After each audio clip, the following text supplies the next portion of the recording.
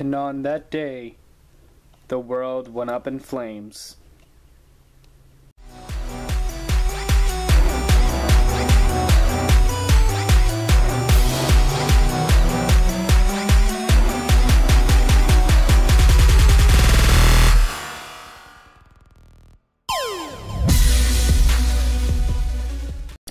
What is up, guys? This is Mack from Team Cardfight United, coming at you with a deck profile for my Kagero.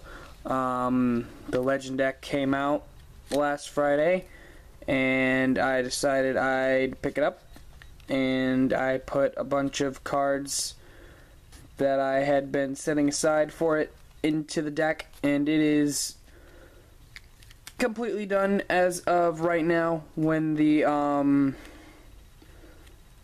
the G Zone increases and set 7 comes out, I will be putting in a couple new things, and I might do an update on that.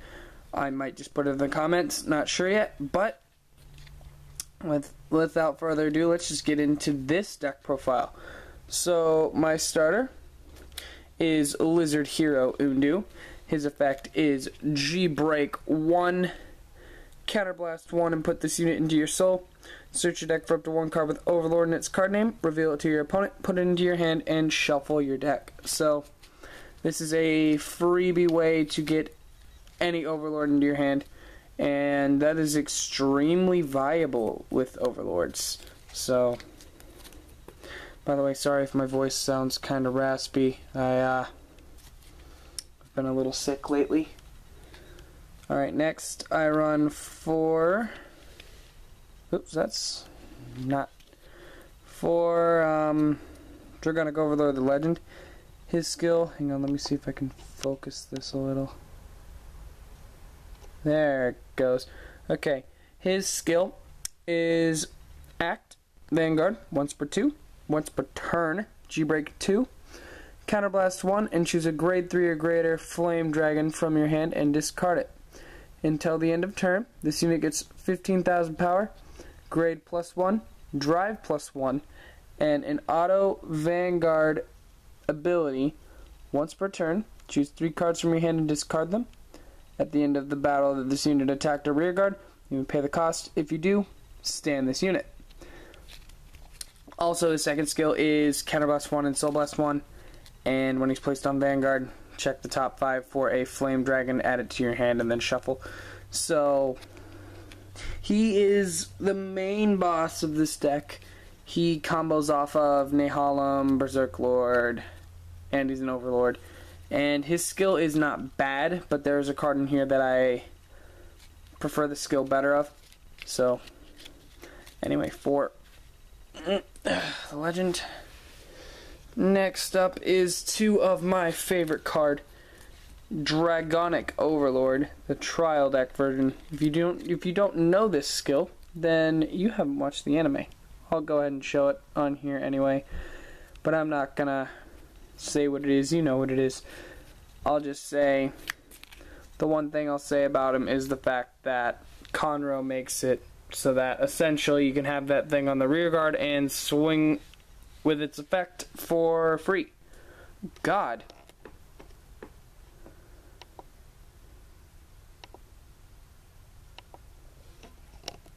Why did my focus do this? Hold on. What the hell?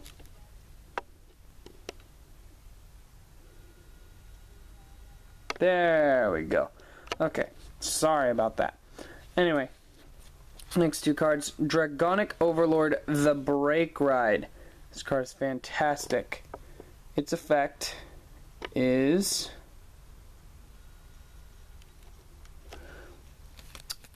obviously it's a break ride. So when a Kagero unit rides, you give it 10,000 power, and this effect, auto Vanguard, Counterblast 1 and choose a Kagero from your hand and discard it.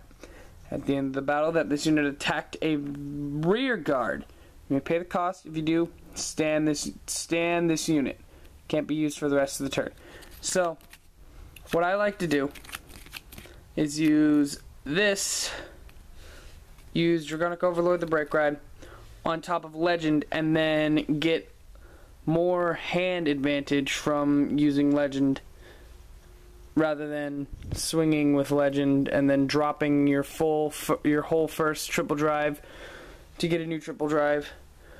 What I prefer doing is dropping one card with the Break Ride skill, counterblasting one, and then ending up with 5 cards in my hand, giving me a net plus of about 4. So, on to grade 2s, I run 4 Berserk Lord Dragon. His skill is G-Break 1, Counterblast 1. When your grade 4 or greater Vanguard attacks, choose one of your opponent's grade 2 or less rearguards and retire it. So, obviously this deck focuses on restanding Vanguard, and Legend is a grade 4. So what Berserk Lord essentially does is wipes the board while you are swinging for high numbers more than once. Next, I run 4 Emperor Knight Nehalem. He is a big beat stick. His skill is G-Break 1. During your turn, if you have a Vanguard with Overlord in its card name, he gets plus 2,000 power and auto rearguard ability. When your grade 4 or greater Vanguard attacks, he also gets plus 5,000 power. So, just on Legend alone, with 2 swings from Legend, this guy becomes a 21k beat stick all by himself on a rearguard, which is great. You can put boosters behind it, obviously, but I like to put triggers on it just to make it more devastating, and it just gets really bulky. So, 4 Nehalem. Next is something that people debate I should not run, but I honestly like this card in here. It is 3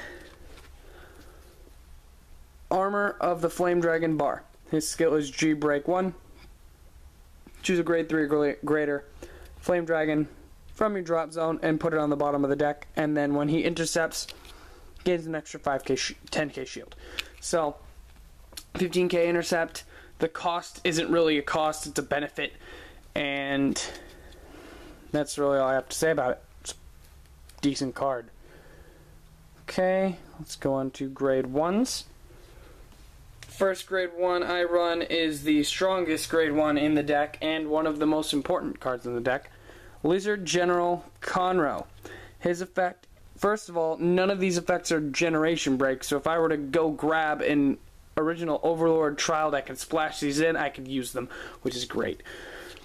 His skill is choose a grade 3 card from your hand and reveal it. When it's placed on your guard from hand, search your deck for up to 1 grade 3 with Overlord in its card name. Reveal it to your opponent, put it in your hand and shuffle your deck, then drop a card. So that's just essentially the skill that almost every single Strider has, except this isn't a Strider, but it's still a very good card because of this second effect. Act. Rearguard, retire this unit. Choose up to 1 of your Vanguards with Overlord in its card name, and until end of turn, it gets the auto Vanguard ability. When it attacks, you countercharge 2.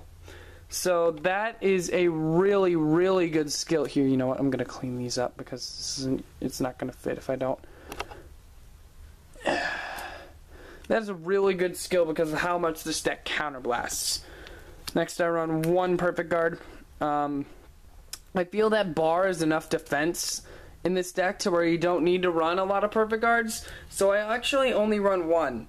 And I run Air Mode just because I thought Air Mode looked cool. I am just kidding. Don't shoot me. I run 4 Perfect Guards. I just run 1 Air Mode and 3 Rampart Dragon, mainly because I only had 3 Rampart Dragon, and I do like Air Mode. But I run Rampart because 1, you can guard a rear guard with him, and 2, he is a Flame Dragon, if you can see that. I don't think you can. But he's a Flame Dragon. So with Legend's on placement skill, you can actually search for him. So next I run 2 Dragon Partner Monica. G-Break 1, when it boosts a Flame Dragon, it gets an extra 3,000. Pretty good card. Next I run 2 Spear of the Flame Dragon Tar. He is a pretty good card. Act Rearguard once per turn, G-Break 1, Counterblast 1, and Soul Blast 1. Choose up to one of your other units, and until end of turn it gets power plus 4,000. And auto Vanguard and Rearguard Circle. When this unit attacks a Vanguard, you may check the top 5 cards of your deck for a grade 3 or greater Flame Dragon. Add it to your hand and shuffle. So this is a great way to get Ace to go off if you don't have an Overlord in your hand, but it's also risky to try that. But this card is really, really good when you use it on, say, Legend, because then you can search for a grade 3 twice and potentially get the opportunity to immediately ace the next turn. So it's a pretty good card. Next and last, grade 1, I might take one of this out and put Dragonic Gaius in, but I run 2. Right now I run 2 Dragon Monk Gyokuru. His skill is Rearguard G-Break 1. Whenever your opponent's rearguard is put into the drop zone due to an effect, he gets plus 5. The only card that really does this is actually Berserk Lord. So with this guy, I'm probably going to run 1 because it's a good card if you have Berserk Lord on the field, but if you don't have Berserk Lord, it's just a 6k vanilla. So what I'm going to do is I'm going to run 1 of that and then 1 of Dragonic Gaius, which is Soul Blast 2 and rest it. When a unit in the same column as him attacks, you can pay that cost, and if you do, you give that unit a crit until the end of the battle. So that gives a lot of pressure to certain cards like the Legend or Nehalem, so I'm probably going to run 1 of that instead of 2 Gyokuru. Okay, let's clean all of this up and go into my triggers and then the strides.